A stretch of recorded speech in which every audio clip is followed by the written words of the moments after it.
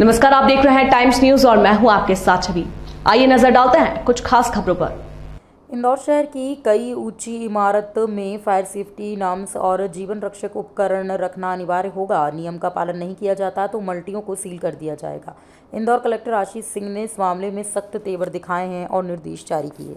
इंदौर में हालिया दिनों में एक बिल्डिंग में आग लगने की वजह से कई लोगों की जान मुसीबत में पड़ गई थी और वहां जीवन रक्षक उपकरण भी नहीं थे। इस घटनाक्रम को देखते हुए कलेक्टर आशीष सिंह ने बिल्डिंग और संस्थानों को 1 महीने का नोटिस दिया।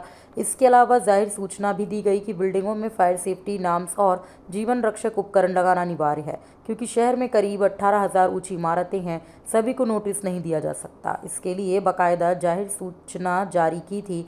एक बार फिर सभी को मौका देते हुए 1 सप्ताह का समय दिया जा रहा है और इस दौरान नियमों को पालन करने के लिए कहा गया है।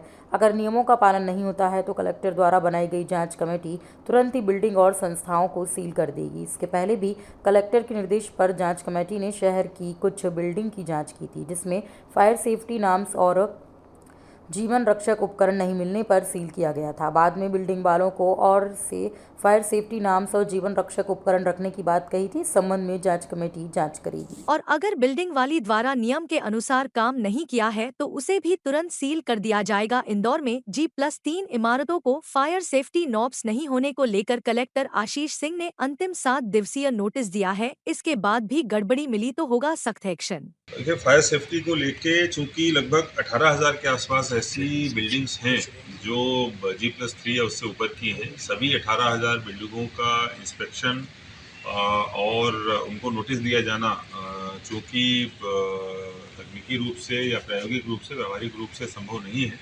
इसलिए हम लोगों ने किस किस बिल्डिंग में किस किस प्रकार के इंतजाम होने चाहिए इसकी सूचना निकालते हुए प्रेस विज्ञप्ति के माध्यम से सूचित किया था और ये बोला था कि इसी को जो है वो नोटिस समझा जाए। आज 20 तारीख को उसका 1 महीना कंप्लीट हुआ है।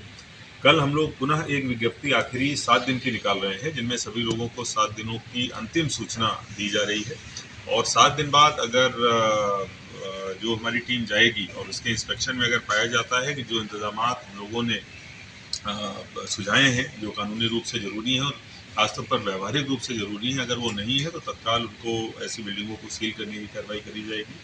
इसके साथ साथ कुछ बिल्डिंग्स को हमने जो सील किया था उनके द्वारा एफिडेविट दिए गए थे, जिनमें एक निश्चित समय सीमा में जो उपकरण है उनको लगाए जाने के लिए उनके द्वारा एफिडेविट प्रस्तुत किया गया था। पुनः उनकी आज या कल में हम लोग जांच करा रहे हैं। अगर एफिडेविट के आधार पर अनुसार उनके द्वारा सुधार कार्य कर लिया गया होगा तो ठीक है, और अगर सुधार कार्य नहीं किया गया होगा तो ऐसी बिल्डिंग्स को पुनः तत्काल सील करने की कार्रवाई करी जाएगी। टाइम न्यूज देखिए अब आपके मोबाइल और स्मार्ट टीवी पर लाइव प्ले स्टोर से डाउनलोड करें।